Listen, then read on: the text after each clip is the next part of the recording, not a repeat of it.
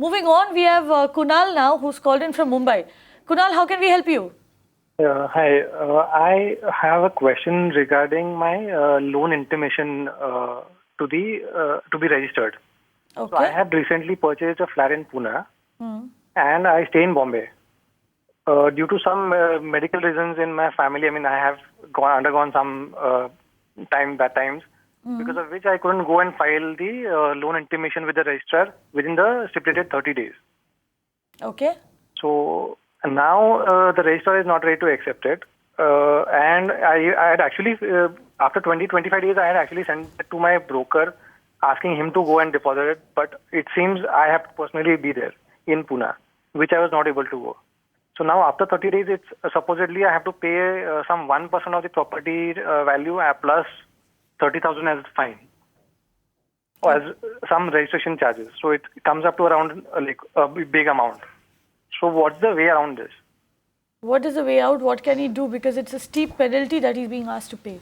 And that too, just because, I mean, I've done everything. I've also paid up some 1,100 rupees charges that they actually asked for. That's also paid online. It's just about going there and delivering the document and getting it stamped. So for that, if I have to pay a lakh, that's actually in a way unfair to me, and that's also in considering. Right, Kunal, let me get in Kartik. I'm sure Kartik will be able to help you out over here. Kartik? You know, Kunal, for you and for a lot of other people, I mean, do you understand why we say that property is a white elephant to maintain? This is exactly why. See, what happens is it's really unfortunate that due to medical reasons you couldn't do it. Now, having said that, there are a couple of things that one must understand. When you have a mortgage agreement with a home finance company, it's not actually their responsibility. It's more like your responsibility, because as a compliance matter, you must go and inform this notice of intimation in case you don't have this agreement. If you have this agreement, then this agreement needs to be obviously sent and filed with them. The reason for this is because it helps the housing society, it helps the sub-registrar to understand that this property is under mortgage. Now, whichever way you look at it, there is no way we can escape it. We can't really do it. And yes, you're right, it was 30 days within which you were supposed to do this. Now, if you can't do it, then what happens is there is a penalty figure. So now this penalty figure is typically 1% of the amount that we are talking about in terms of your loan. So obviously your loan would be somewhere in that range that you're talking about. So 1% of that, and 30,000 is not actually a fine. 30,000 is the registration fee.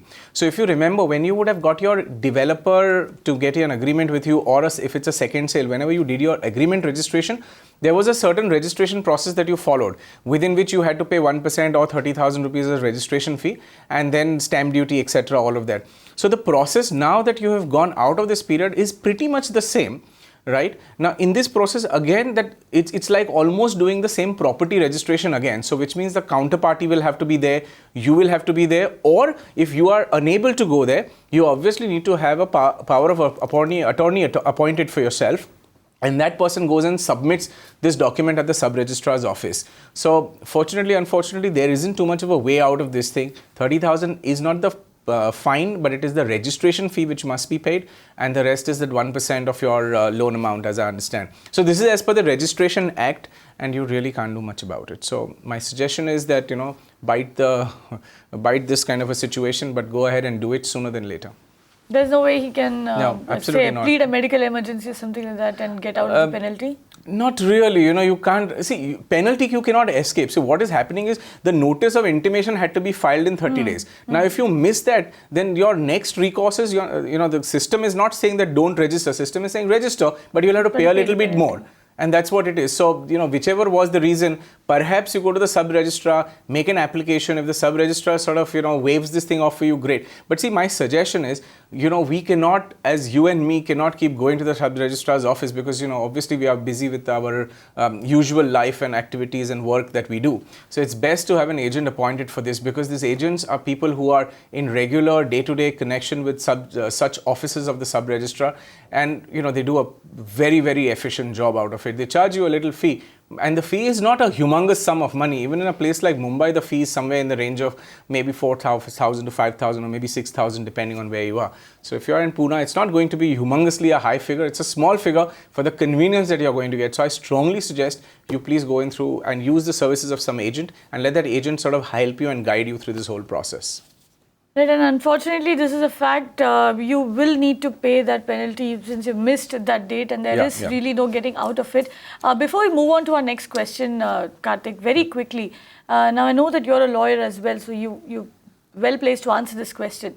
If say, and we generally advise people on the show as well that your best. If you do choose to invest in property, it's best that you do buy the property, close to where you live, or buy it in a place where there is someone who can look after that property. True. Because you need to keep, like you said, it's a white elephant. It needs to be maintained.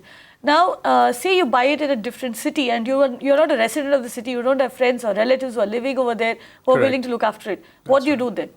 So you have a couple of options in that case. One, you can go to a large, very well-known company or a brand, for example, Godrej, or for example, a large developer who's got all the infrastructure and who is actually looking for clients and property buyers like ourselves who are based out in different cities. Then they will help you with all the logistics, etc. So one option is that. Second option is that if you're still going to buy a property into a smaller project, then you definitely need to have the services of a very good broker or a broking company, as they call it. So a one-person broker could be a question mark that you want to consider, versus that you look at somebody who's got a reasonably decent setup, go through some known sources. It's obviously better off to buy in a city where you have somebody or the other living that you can sort of little bit have a dependency on, and which is what we normally also do. We don't completely go into a city where we have absolutely no connection, but if we still want to do that, then there are these agencies that we have to depend on, and there is no other mechanism other than that. And sometimes you'll have to also make the effort of traveling yourself.